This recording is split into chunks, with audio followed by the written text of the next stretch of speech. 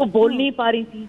मतलब आप एक तरह से एक डिस्डेन और एक नजरिए से देख रहे हैं कि आप नहीं शाहजादी, एक आपको ठीक है, आपत्ति हो सकती है, सरकार की जो उपलब्धियां हैं उनसे आपत्ति आपको हो सकती है, आपको जिससे दिक्कत हो सकती है कि जो योजनाएं चलाई जा रही हैं उनसे आप इत्तेफाक नहीं रखते, लेकिन यही सरकार है जो 33% का बिल लेकर आती है, यही सरकार है जो उज्ज्वला योजना जैसी तमाम चीजें लेकर आती है। बेचारी कहकर आप क्या बताना चाहती हैं? क्या आप इस देश की आधी आबादी को कमजोर बताना चाहते हैं?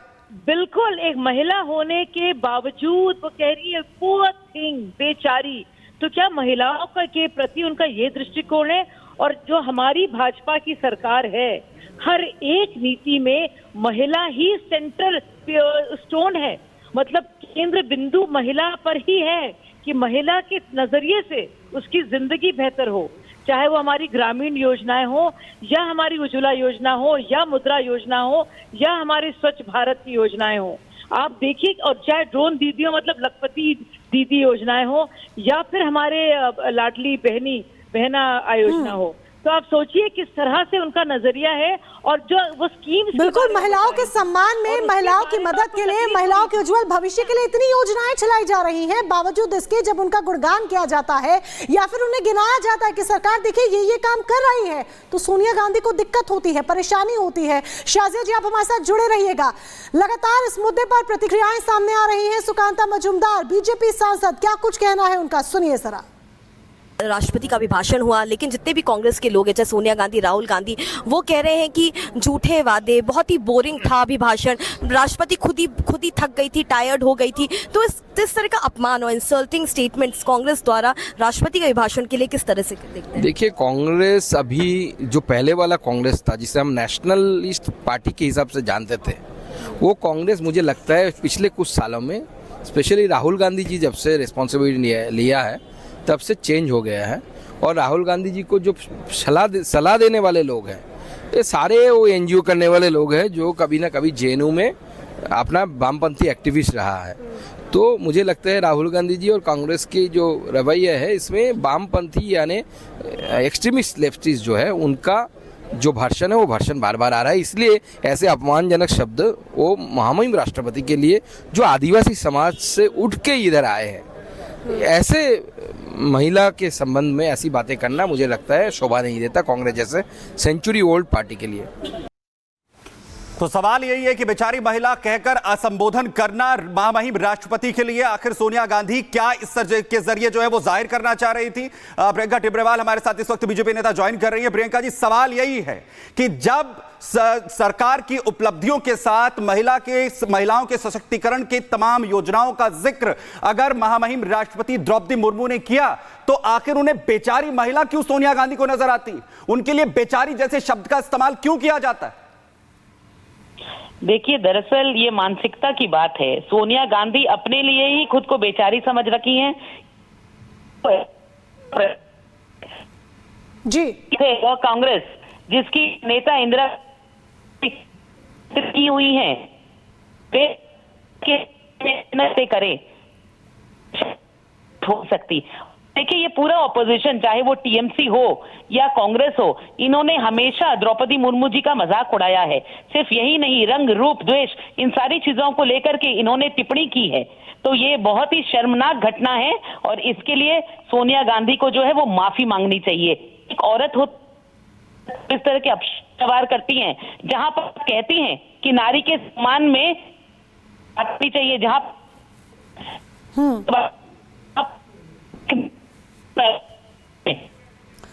प्रियंका जी, हम लौटेंगे आपके पास। थोड़ी आवाज की यहाँ पर दिक्कत हो रही है, लेकिन प्रियंका टिब्रेवाल बीजेपी के नेता यहाँ पर एक कहती हुई दिखी।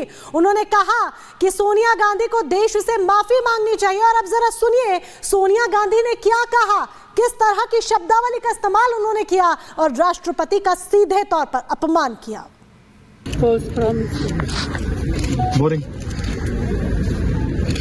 No comment. No, before the president was getting very tired by the end. Repeating the same thing again No, and she again. could only speak for free.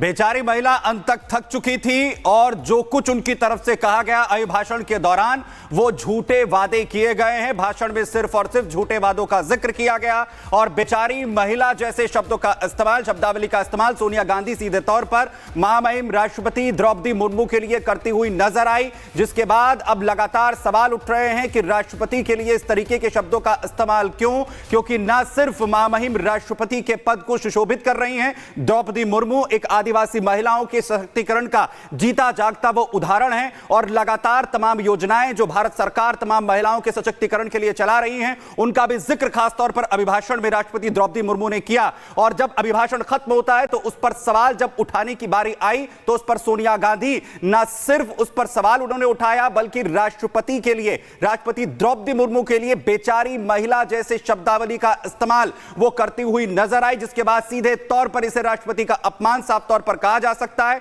क्योंकि बेचारी महिला कहकर क्या आधी आबादी का राष्ट्रपति का यह अपमान नहीं है जो देश के सर्वश्रेष्ठ सर्वोच्च जो पद है जिसे सुशोभित इस वक्त राष्ट्रपति द्रौपदी मुर्मू कर रही है। और सबसे बड़ी बात यह कि यह पहली बार ऐसा नहीं है कि राष्ट्रपति द्रौपदी मुर्मू के लिए इस तरीके की शब्दावली का इस्तेमाल कांग्रेस के नेताओं की तरफ से किया गया हो। अब सोनिया गांधी जिस तरीके के शब्दों का इस्तेमाल कर रही हैं, अधीर रंजन चौधरी से लेकर उदित राज तक की इस तरीके के तमाम उदाहरण हैं जो राष्ट्रपति द्रौपदी मुर्मू के लिए अलग अलग तरीके से बार बार इस तरीके के शब्दों का इस्तेमाल जो है हो चुका है। माफी तक राष्ट्रपति के अपमान के बाद कांग्रेस नेताओं को मांगनी पड़ी है, लेकिन अब एक बार फिर से महामहिम राष्ट्रपति द्रौपदी मुर्मू का अपमान कांग्रेस की सबसे बड़ी नेता सोनिया गांधी करती हैं। बेचारी महिला जैसे शब्दों का इस्तेमाल वो यहां पर करती हैं। आरपी सिंह बीजेपी नेता इस वक्त हमें यहां पर ज्वाइन कर रहे हैं। आरपी सिंह साहब, सवाल यह है कि एक महिला होते हुए आप महिलाओं के लिए एक तरफ कहते हैं कि लड़की हूं, लड़ सकती हूं,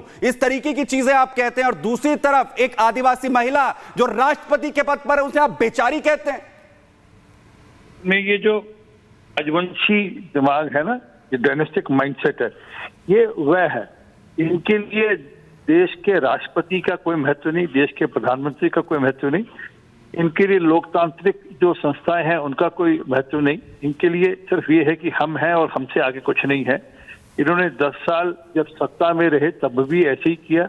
मनमोहन सिंह जी यहाँ से सारी फाइलें अपने यहाँ मंगवाते थे और उस पर फैसला करते थे, 10 जनपद से फैसले हुआ करते थे। अभी भी वही दिमाग में है कि हम डायनेस्टी हैं, हम लोग सत्ता पक्ष या जब विपक्ष से ऊपर हैं, हम लोग जो तय करेंगे हमारे हिसाब से होगा। इसलिए इनको लेना देना नहीं कि एक देश की ट्राइबल महिला राष्ट्रपति को लेकर जिस प्रकार के अपशब्द, जिस प्रकार की भाषा इन्होंने इस्तेमाल करी, वह दिखता है कि ये इनकी सोच कैसी है। सोच कैसी है सीधे तौर पर दर्शाता है। आरपी सिंह जी, जुड़ने के लिए धन्यवाद आपका। और कमलजीत सहरावत बीजेपी नेता वो भी हमारे साथ जुड़ चुके हैं।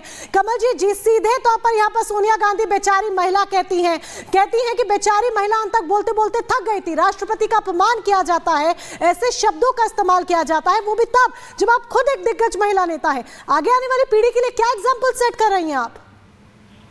देखिए, आदरणीय राष्ट्रपति जी जब अपने अभिभाषण में जिक्र करती है देश की तरक्की का, पिछला जो काम हुआ और देश के विजन के लिए, तो वो पूरा देश सुनने के लिए आतुर होता है। और आज आदरणीय राष्ट्रपति श्रीमती द्रौपदी मुर्मू जी ने जिस तरह से विषय को रखा, वो बिल्कुल एक एक बात को बताने वाला था कि देश किस तरह से तरक्की कर रहा है। आज गर्व होना चाहिए था सोनिया गांधी जी को कि राष्ट्रपति जी ने जो विजन रखा है। बिल्कुल। कमलजीत सहरावत जी बनी रहिए हमारे साथ। इस वक्त राशिद अल्वी साहब हमारे साथ इस वक्त जुड़ गए हैं, कांग्रेस नेता राशिद अल्वी साहब। राष्ट्रपति के लिए बेचारी महिला कहकर उन्हें संबोधित करना ये क्या सीधे तौर पर अपमान नहीं है? बताइए जरा प्लीज। नहीं, निश्चित तौर से उनकी जिस तरीके से उन्होंने कहा है she is a poor lady, उनकी बूढ़ी औरत है, काफी उम्र है हमारी प्रेसिडेंट की, उनकी पूरी हमदर्दी थी सोनिया गांधी की, इसको समझने की जरूरत है। और प्रेसिडेंट ऑफ इंडिया कभी अपना भाषण नहीं देता है। कॉन्स्टिट्यूशन के मुताबिक ये सारा भाषण सरकार लिखती है। ये प्रेसिडेंट ऑफ इंडिया के व्यूज नहीं है, प्रेसिडेंट ऑफ इंडिया के ख्यालात नहीं है। हर वो सरकार किसी की भी हो। नहीं अल्वी साहब, ठीक है आप ये जो कह रहे हैं यहां तक ठीक है, लेकिन आप जब एक जो है देश के सर्वोच्च पद के लिए जिनका संबोधन आप कर रहे हैं, आप उन्हें कहते हैं बेचारी महिला, आप पूरे देश के सामने, पूरी दुनिया के सामने क्या पर्सपेक्टिव दे रहे हैं? ये उनके लिए कंसिडरेशन है नहीं है? आपने स्टेटमेंट देखा सर, शब्दों का, भाव का, हर चीज का महत्व होता है सर, और आप बहुत मंजे हुए वक्ता है राशिद सर।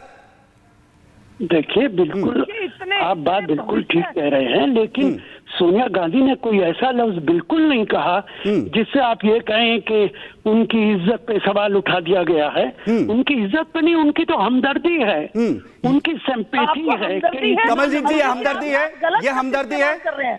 आप गलत शब्द इस्तेमाल कर रहे हैं अलवी जी। आपको क्यों हमदर्दी है? आपको गर्व होना चाहिए राष्ट्रपति के ऊपर। आप कह रहे हैं आपको हमदर्दी है?